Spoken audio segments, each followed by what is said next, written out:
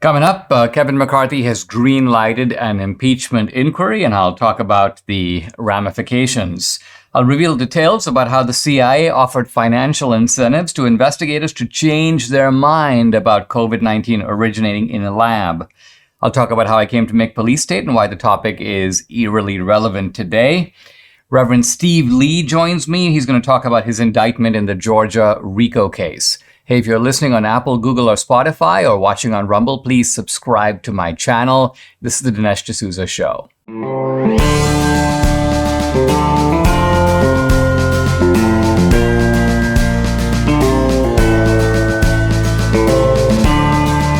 America needs this voice.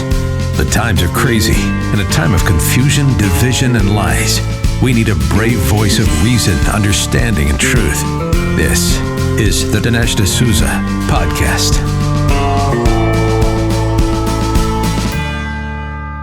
We are finally underway with an impeachment inquiry into Joe Biden.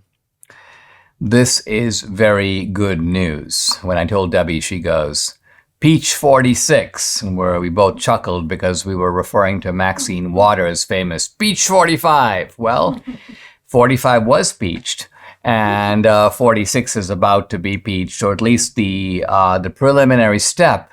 An impeachment inquiry is not the same as an impeachment, but the one leads to the other. The purpose of the one is to clear the ground for the other. And Kevin McCarthy has been hesitating, I would say dithering, very circumspect and cautious in moving in this direction.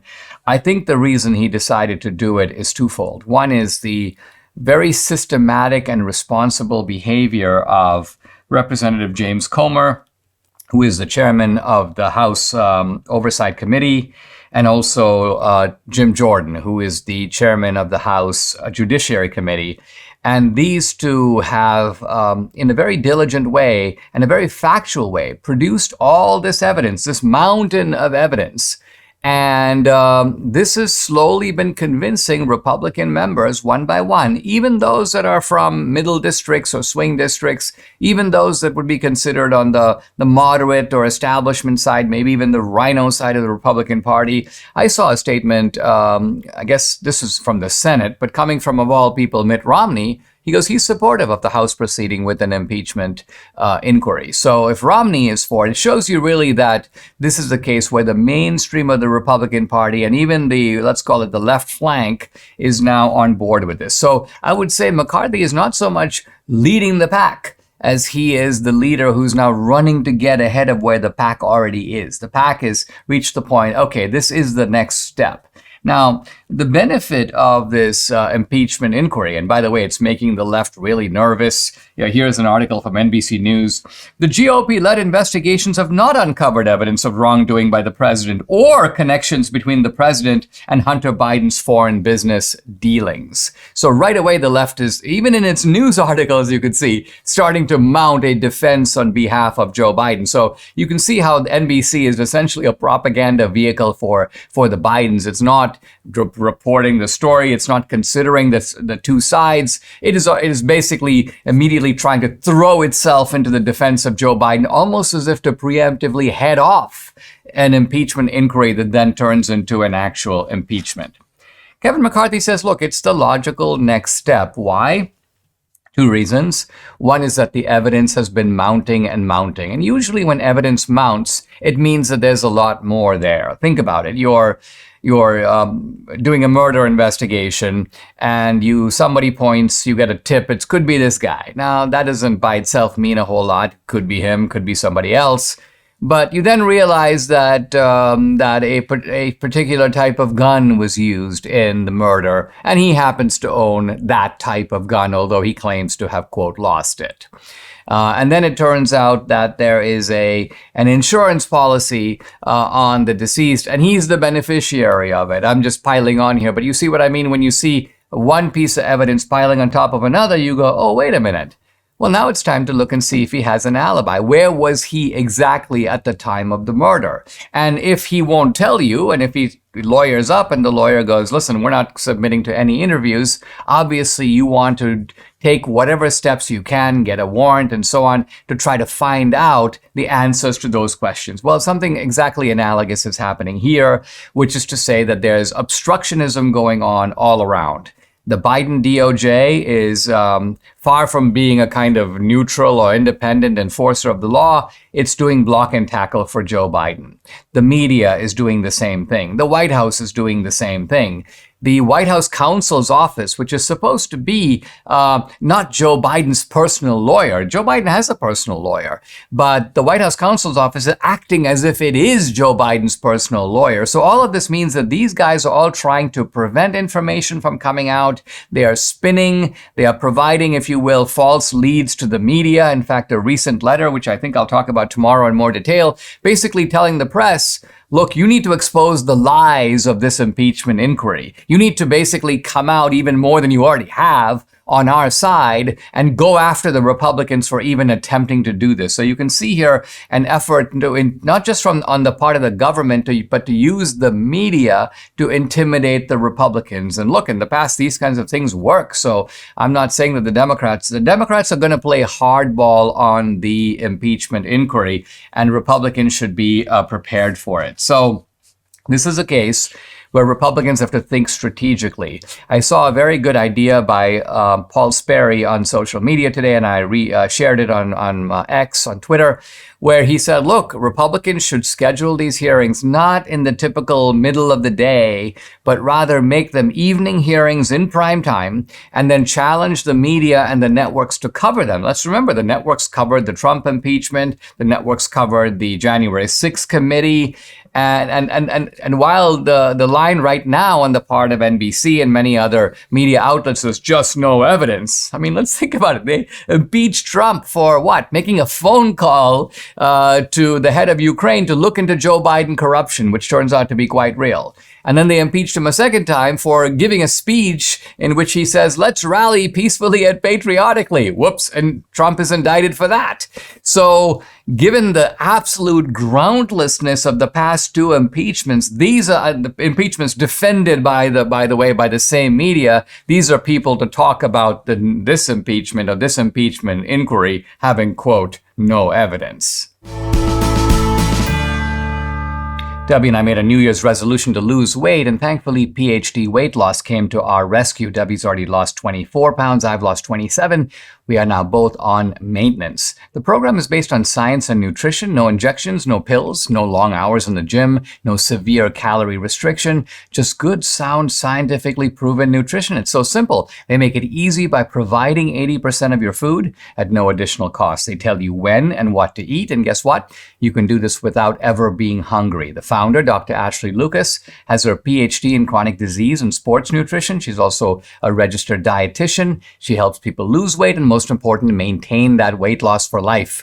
If you're ready to take the step of losing weight like Debbie and I have, call PhD Weight Loss and Nutrition. Here's the number, 864-644-1900. You can also find them online at myphdweightloss.com. The number again to call, 864-644-1900. It's time.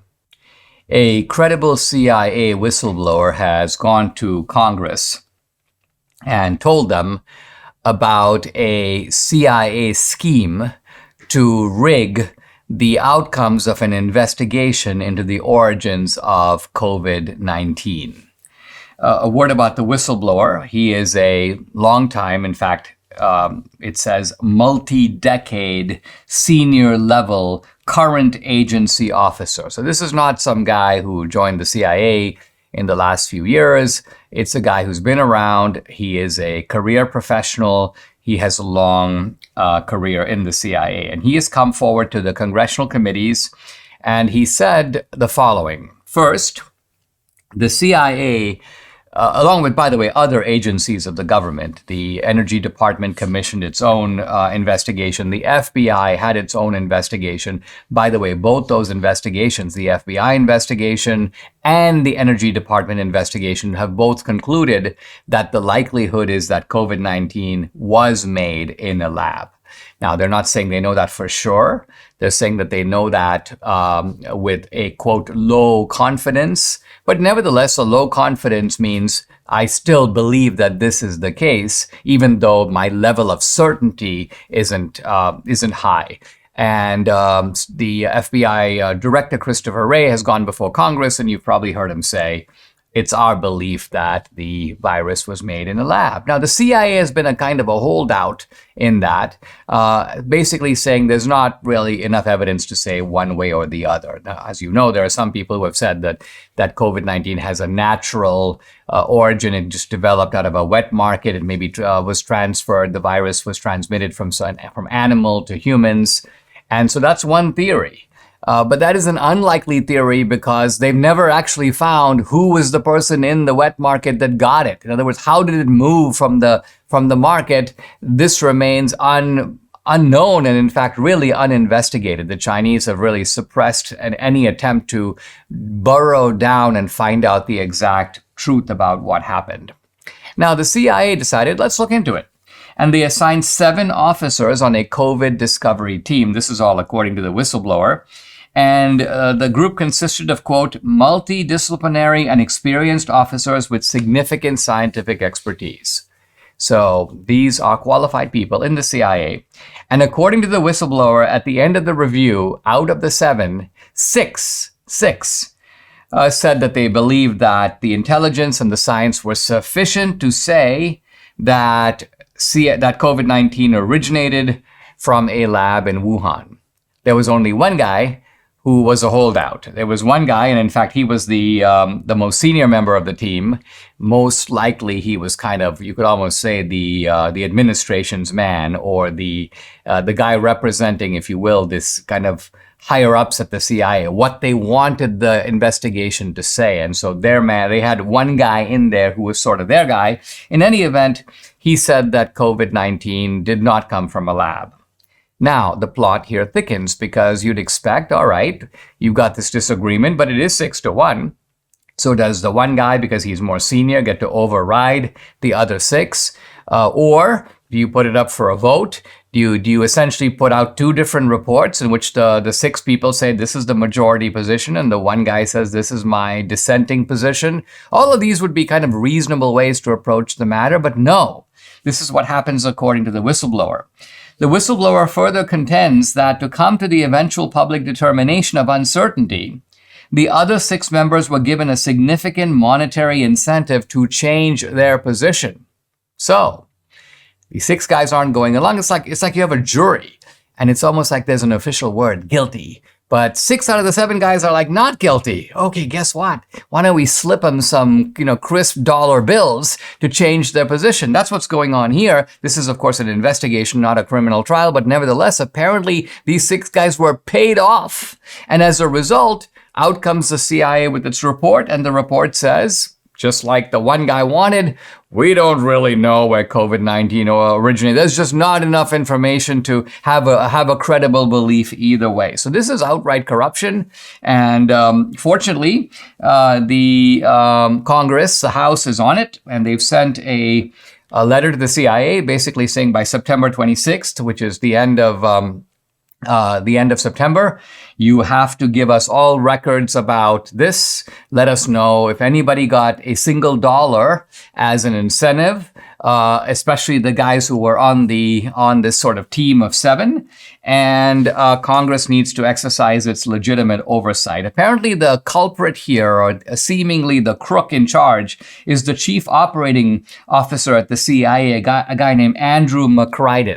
Andrew McCarthy appears to be the guy who has been manipulating the results of this investigation to produce the result that he wanted in advance. And in a sense, trying to buy out or buy over the 6 guys who are not willing to, at least initially not willing to go along. Whether they all said, okay, we'll take the cash and we'll go along. Okay, fine. I'd rather have a nice retirement. I don't really care what you say in the report. We don't really know yet. But you can see here the way in which these police agencies, which by the way do not have enough scrutiny, they are giddy with their own power. They're giddy with the idea that they can manipulate intelligence, manipulate data. And so I'm really glad that A, this information has come out. That alone is a tribute to the whistleblower. We normally wouldn't even find out about this. And second, that Congress is taking at least some steps that it can to hold this whole process accountable.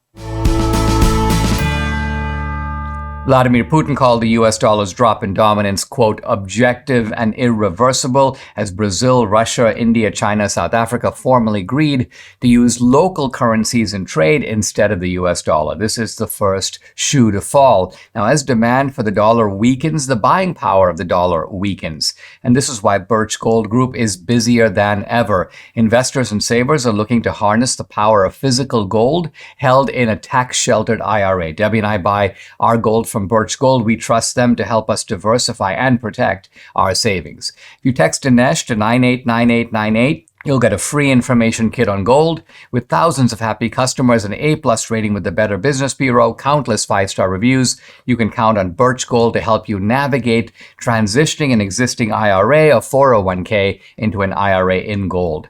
As the US dollar continues to get pressure from foreign currencies, digital currency, and central banks, arm yourself with information on how to protect your savings. Text Dinesh to 989898. Claim your free information kit on gold from Birch Gold. I want to talk about the process for watching the movie Police State in the theater. Before I do, I was happy to see that President Trump put out a statement on Truth Social. Really, it was a quotation from me, a quotation that's from the website of the movie. And I'll read the quotation. Police State is a movie that I never wanted to make because I never wanted America to get to a point where a movie like this needed to be made. I feel like the animal that alerts the herd to approaching danger so we can take precautionary steps before it's too late. Now, Debbie hadn't seen this quotation that I put up on the website when I mentioned to her that Trump put out the quote and then linked to the trailer so people can see the trailer at policestatefilm.net. Debbie's like, I think I know where you got that idea of the animal alerting the herd. The two of us have been watching Prehistoric. Is it Prehistoric Planet? Is that what it's called? Is it Apple? It's on Apple, and it's really a wonderfully recreated documentary about the age of the dinosaurs. But of course, there's a lot of warnings of herds and fleeing from predators and so on. And that may have been in my mind when I composed this quotation. In any event, really grateful to President Trump for sharing it. And I'm looking for the opportunity to be able to show him the movie, to do a private screening for him so he knows what's coming in the film. Now, we have bought out multiple theaters, hundreds of theaters around the country to show this film. And it's not being shown quite in the normal way. And here's what I mean. With 2,000 Mules, we bought out about 80,000 seats. And by the way, as those dates emerged, came closer, those seats were gone. And people were like desperate to get tickets. They wanted a seat in the theater. And we were flooded with requests. Hey, can I ask my local theater to show it? And so on. So I kind of want to explain how this process works. We show the films to the theater chains. They watch the film. They make sure that they like the film and want to feature it in their theaters. And then they give us an opportunity to buy out these theaters. And we've bought out, in this case, not 80,000, but something like 140,000 seats. So there's a lot of theater tickets available, and they're all separated by venue and by state. And if you go on the website, which is policestatefilm.net, all you have to do is enter in the state or enter in your zip code, and boom, it'll tell you which theaters are playing near you. But having made this deal with the theaters, we're not able to sort of change it. So people go, oh, well, there's a theater right next to my house, or, oh, well, I want to approach a theater. Oh, I want to do a private screening in a theater. And none of that is really going to work. So I would urge you to sort of go along with us and try to go see it in a theater that's already up there. We're not able to add theaters. You have to see it in the theaters that are there now. We've made the process very simple. By the way, you can't go on Fandango or any of the movie sites to buy tickets. There's only one place to buy tickets, and there'll be only one place to buy tickets for this movie, and it's the website, policestatefilm.net. Notice it's .net and not .com. Now, the theatrical, which is October 23rd and 25th, just 2 days. And again, we're not going to be able to add days, so don't say, I can't go on those 2 days. Can you please make it available on another day? It's going to be on those 2 days in a lot of theaters. And then we will have a virtual premiere to follow, and it'll be available widely for digital download and streaming, and you'll be able to buy DVDs. So look, if a theater is 100 miles away and you don't want to drive 100 miles, I understand. Just wait. You'll have other ways to see the film. But if you want to see it in the theater, and by the way, if you want to be kind of a hero to your friends and your family, buy a bunch of tickets now. Buy 5, buy 10, buy 20. And the cool thing is, as you get closer, tickets will be hard to get, or you're going to, only tickets available to sit in the front row where nobody really wants to sit. And then you're like, hey, we're going to have movie night. We're going to go see the film on October 23rd or October 25th. So be the early bird that gets the worm and get your tickets now.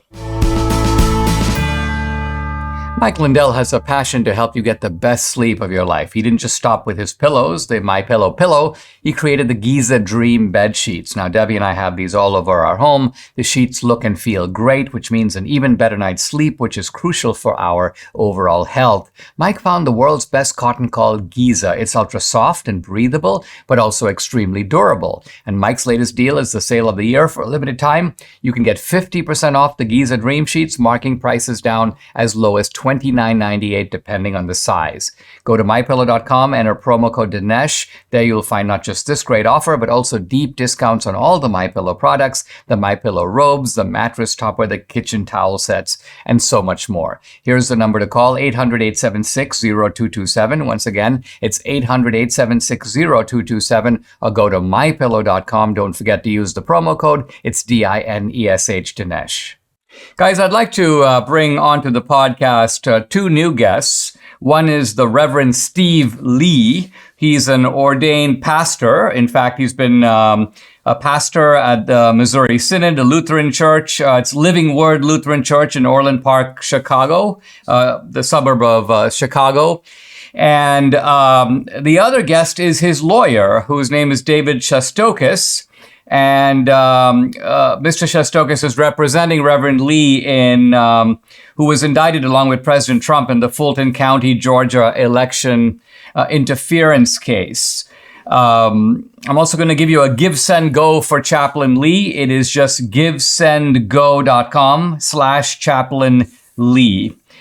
Let me begin with you, Chaplain Lee. Talk a little bit about your background and your life, because I'm sure that the last thing that you expected as a pastor, as a chaplain, as someone who has a long career in law enforcement, to find yourself in this bizarre situation of being indicted in an election case in Georgia.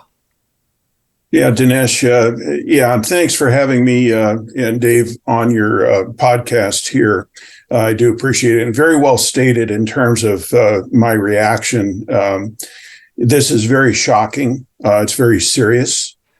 Something I never would have expected. Something, of course, I've never experienced in my life. I've always been on the other side of the issues.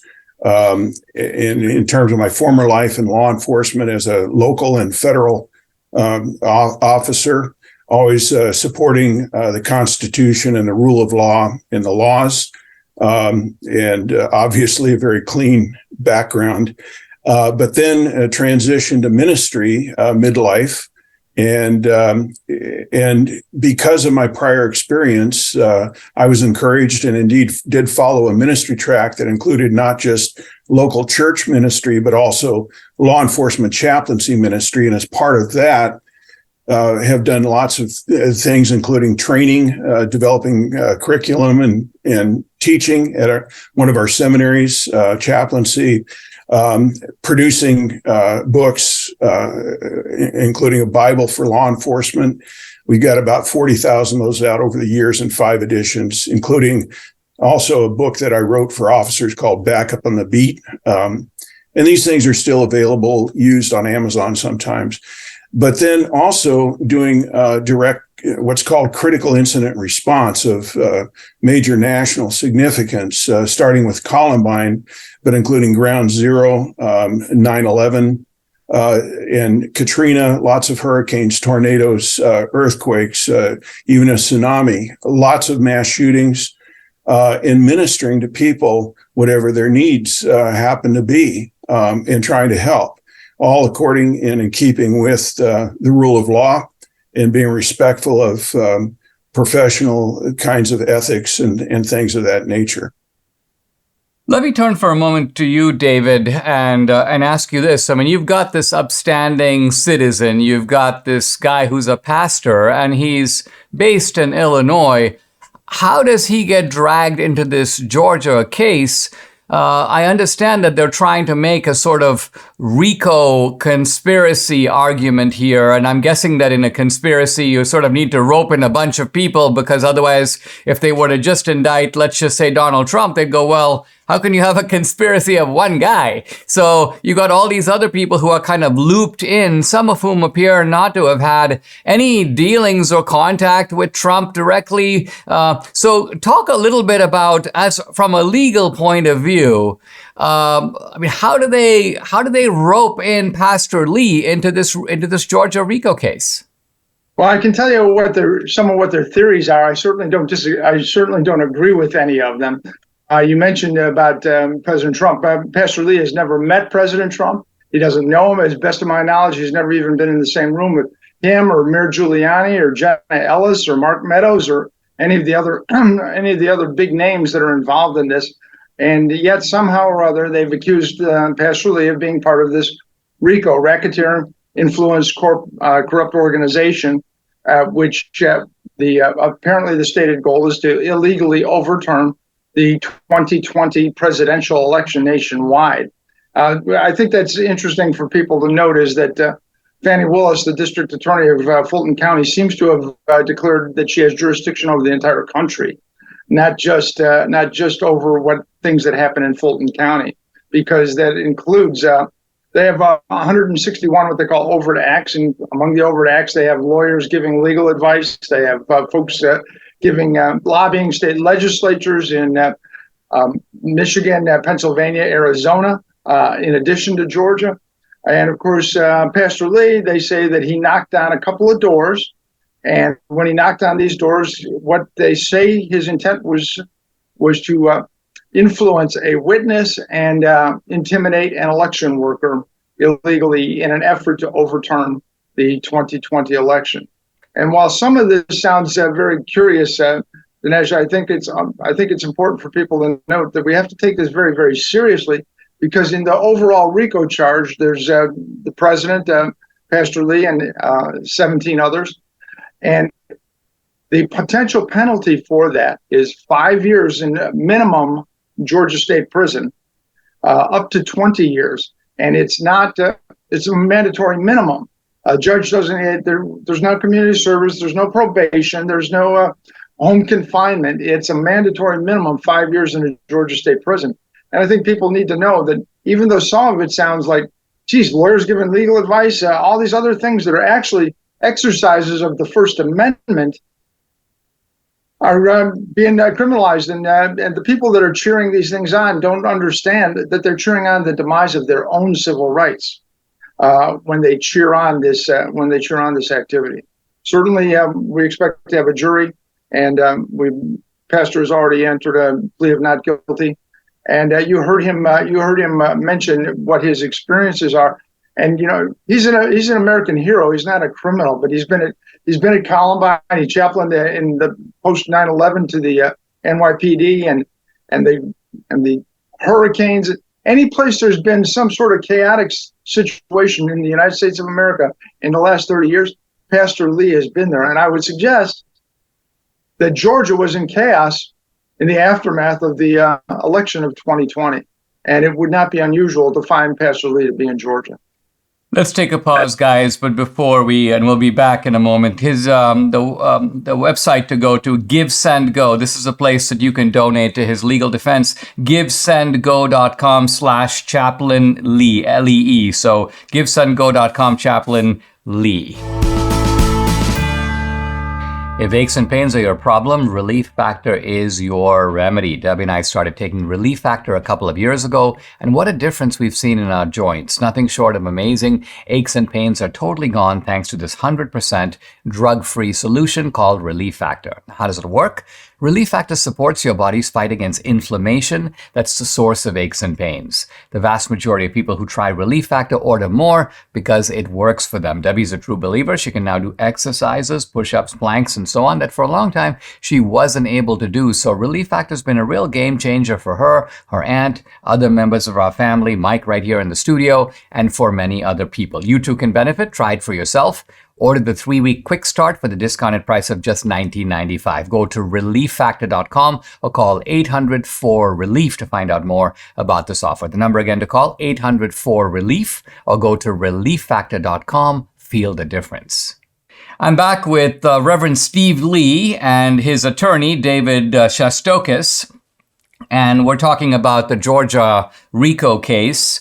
Reverend Lee, let me turn to you and ask just about the experience of the arrest, the indictment. Kind of walk me through a little bit of how this went down. Did you get a phone call? Did you get a letter? Did someone show up at your door? What exactly happened to sort of draw you into this criminal case? Yeah, and here, if it's okay, Dinesh, I'll defer to David. And happy to discuss, especially my life before all of this. But I really have to defer to him, and that's in this situation. Go ahead, David. Talk a little bit about what happened to Pastor Lee, and you've talked about what he's facing. Yeah, in the initial situation, Dennis, I think it's worthwhile to have people know that in November 2020, the special purpose grand jury in Georgia, in Fulton County, Georgia, sent a subpoena to Illinois to compel Reverend Lee's testimony in their investigation. And for folks that don't understand this, a state court's authority to compel testimony ends at the borders of the state unless they get cooperation from the state of residence of the witness they're seeking. And so we wound up having 3 hearings before a judge in Illinois, in Kendall County, Illinois. And at the conclusion of that, the judge made a finding. He said, they haven't even presented enough evidence to consider Pastor Lee a material witness in this matter. And he denied the request to compel his appearance. After that, we didn't hear anything from folks in Georgia until waking up on the morning of August the 15th to find out late at night Fannie Willis had held a press conference indicating the indictments were issued. So that was actually the very first after the court activity in Illinois, when the Illinois judge says there's not even enough for him to be a witness. And so then after that, we actually never got any kind of official notification. All we had was the press conference, and what she said in the press conference was that there was an August 25th date to surrender and things of that nature. And so we wound up, I actually wound up tracking down the prosecutors in Georgia. We never actually had any official notice from them for anything. And ultimately, we had this conversation, myself and we have local counsel in Georgia, and they portrayed it in the media as if the counsel for the defendants were having some sort of negotiations about surrender. There were no negotiations. They said, here's the conditions of bond. When you get done with it, it's a $75,000 bond for Pastor Lee. I said, Pastor Lee, he's given his situation, he doesn't even own his home. There's no probability of him coming up with the 10% or $7,500 to do this. They said, well, we don't care. So that was the situation. And so an organization in Illinois by the name of the Illinois Family Institute started a fundraising activity for Pastor Lee. By the evening of Thursday, before the date to surrender, they'd only raised $4,000. And they'd only started 3 or 4 days. But they'd raised $4,000 by that point. I did a podcast that night with Silk of Diamond and Silk. And I explained to her, and she was telling her audience what was going on and asking them to help out. And at the end, she said, well, if this doesn't work out, he's going to be arrested and won't be in church on Sunday. I said, that's right, ma'am. She said, I am going to make up the $3,500 that you guys are short. And she did that within the next couple hours. So he'd gone to bed the night before we were going to fly to Georgia, thinking he was going to be in custody the next day. And he didn't even know until Friday morning when he was on his way to the airport that Silk had done this and that he was going to actually not be taken into custody on that Friday. And so it's pretty astounding. You might ask him about his preparations. He was planning on doing Bible studies in the jail, and he'd given me a long list of what would be necessary for his incarceration. As you know, these are not simple matters to deal with. And so we were astonished and astounded because of what had happened here in Illinois back in November. We were astonished to find him indicted along with this other people. We are not able, just because of the nature of litigation, to go into the details of what he is alleged to have done or what was his state of mind when he did this, because that's really what the state of Georgia is trying to prove, I guess, that he had nefarious intentions and that he was trying to somehow overturn a legitimate election in Georgia. But let me ask you the broader question, because you have made the statement that there are 5 rights that are specified in the First Amendment. We think of the First Amendment as freedom of speech, but if you look at it more carefully, there's more in it than just that. There are 5 rights in the First Amendment, and all of those are being violated in this case. Talk about what those 5 rights are and how they're being violated. Absolutely. There's 5 rights, as you mentioned: religion, speech, assembly, press, the right to petition the government for redress of grievances. When you get said and done, you've got an indictment against the president for giving a speech.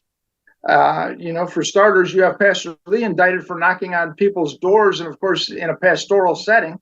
So you've got some religious issues involved in this matter. The petition the government for redress of grievances. You have Mark Meadows, Jen Ellis, Rudy Giuliani, all indicted for lobbying state legislators. And so it goes on and on, Dinesh. There's 161 what they call overt acts.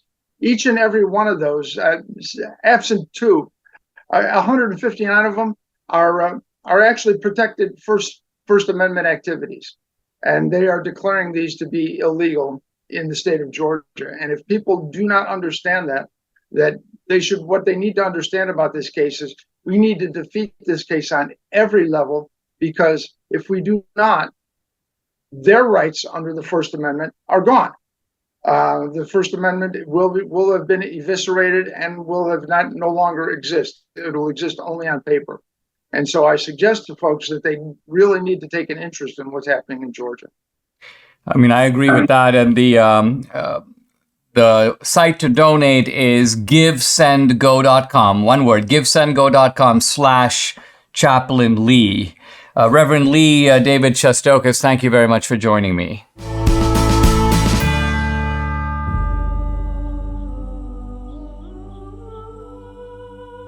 We honor you, Father, for all that you've done for us.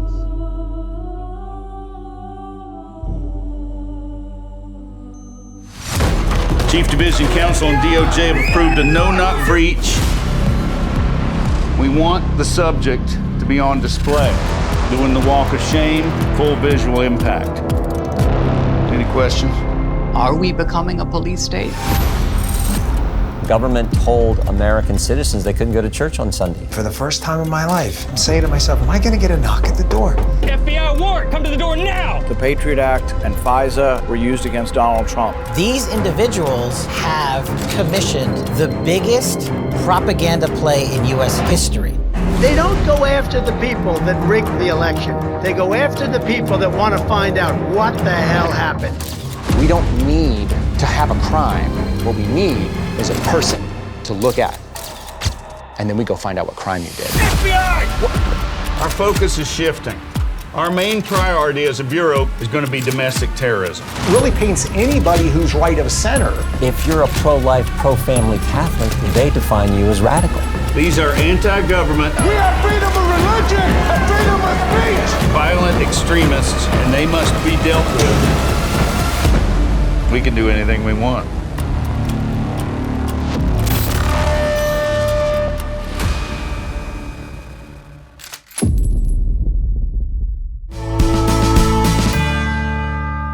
A professor of criminology at Florida State has been fired, has been given the boot for, get this, faking his data to prove white supremacy. Well, I mean, we all know that we're living in a society where white supremacy is no longer really a serious problem. You have in any large society, you're going to have an incident here or an incident there. But what happens is you've got a whole industry that's looking for white supremacy because they live on it, right? These are people who get tenure. I mean, let's look at this guy. He's a professor named Eric Stewart, African-American scholar. And it turns out he was making a handsome career as the guy who proves racism.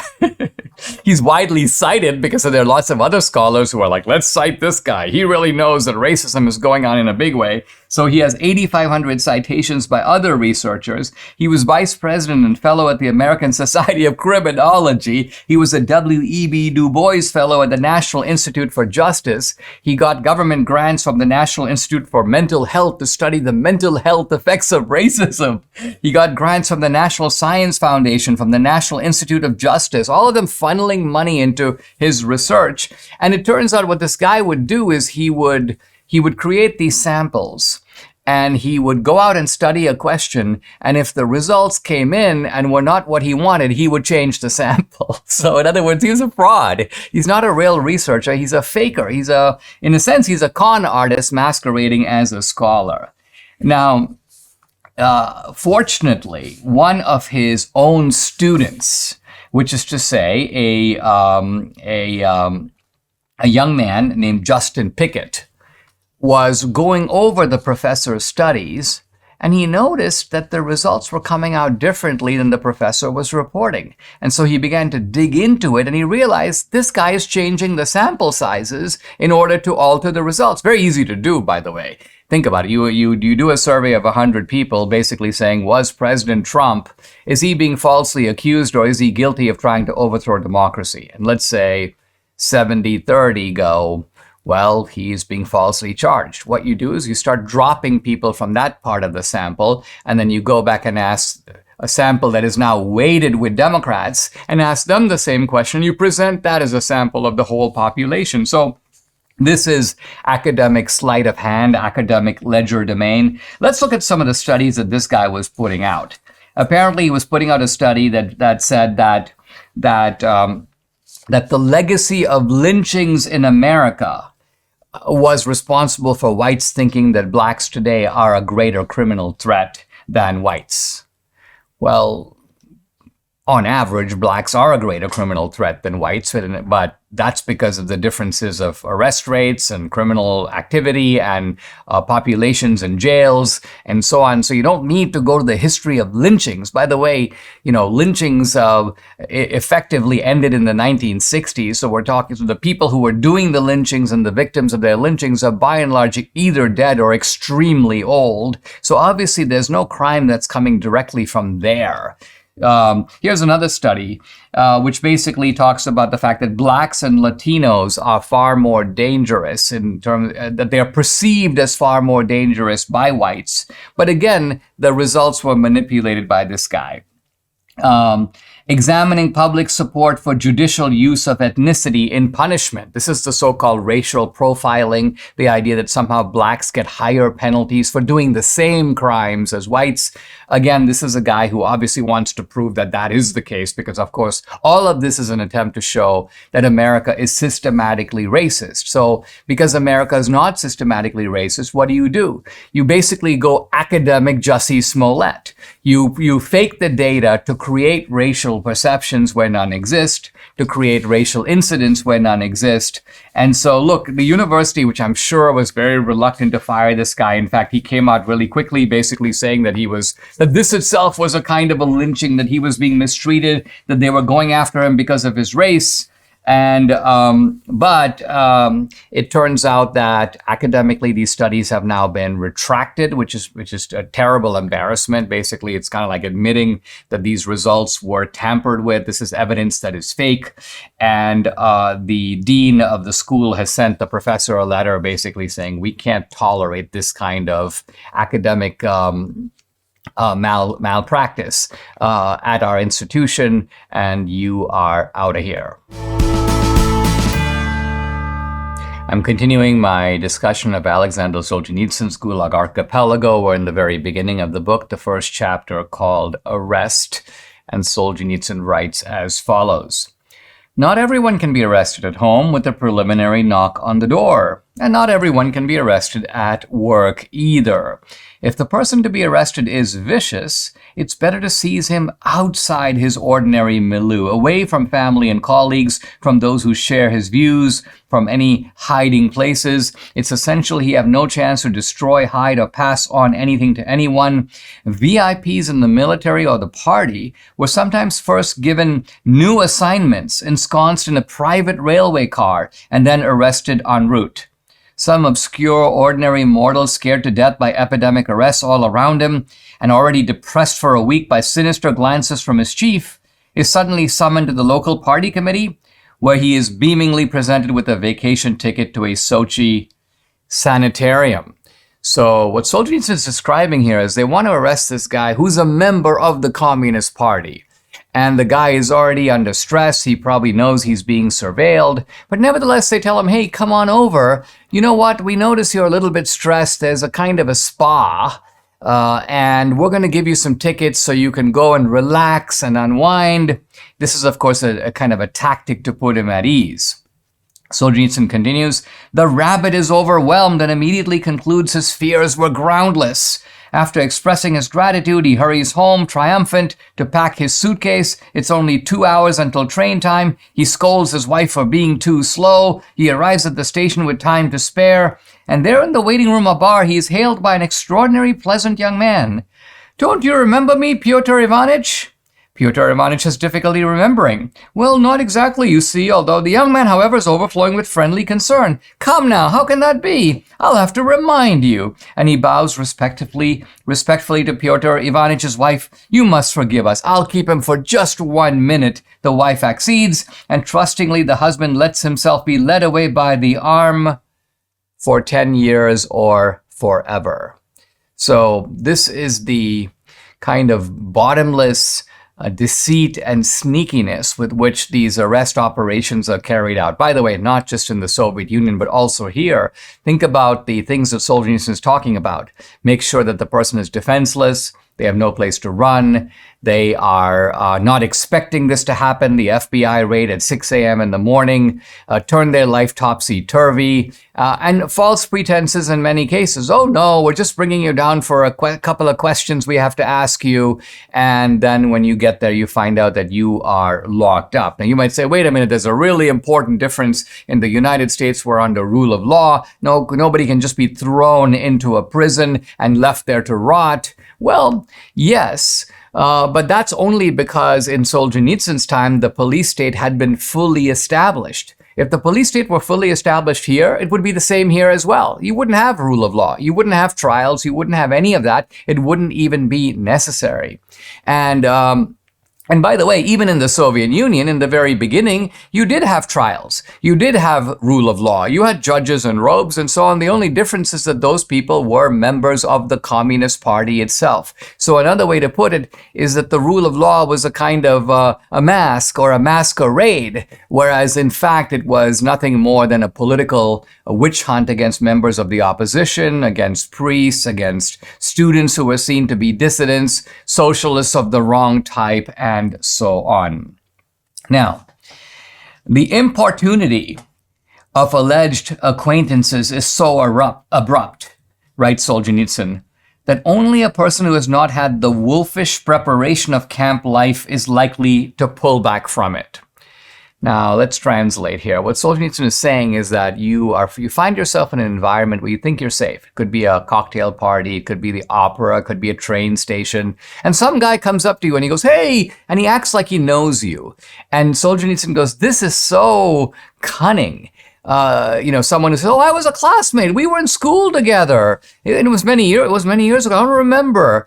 But you're off your guard. He goes, the only kind of people who know what's coming, who are ready for what trap is being set for them, are the kind of people who've already been in the gulag. Because the experience of the gulag is so embittering. It creates so much cynicism and so much kind of suspicion that you now know not to trust anybody under really any circumstances whatsoever. But most people aren't like that. And so they're trusting. They're like, yeah, this guy, obviously, I must have met him somewhere, not knowing this guy is either an informant or he's an agent. His job is to lure you to where a bunch of people can jump on you and shove you into a car. Do not suppose, says Solzhenitsyn, that if you are an employee of the American Embassy, you cannot be arrested in broad daylight on Gorky Street, right by the Central Telegraph office. Your unfamiliar friend dashes through the press of the crowd, opens his plundering arms to embrace you. "Sasha!" He simply shouts at you with no effort to be inconspicuous. "Hey, pal, long time no see. Come on over. Let's get out of the way." And at that very moment, a Pobeda sedan draws up to the curb, ... And several days later, TASS, this is the Soviet press agency, will issue an angry statement to all the papers alleging that informed circles of the Soviet government have no experience about the disappearance of X. So in other words, even if you're a foreign official in Soviet Russia, they can grab you, you disappear, and then they pretend like, what? We don't know. We have no idea where this guy is. We don't know what really happened. And that's, as far as it goes, the end of the story, because the foreign press is then unable to penetrate this kind of veil of bureaucracy and this veil of secrecy. So this is what the police state feels like in action. This is what we want to avoid coming here. Subscribe to the Dinesh D'Souza podcast on Apple, Google, and Spotify, or watch on Rumble, YouTube, and SalemNow.com.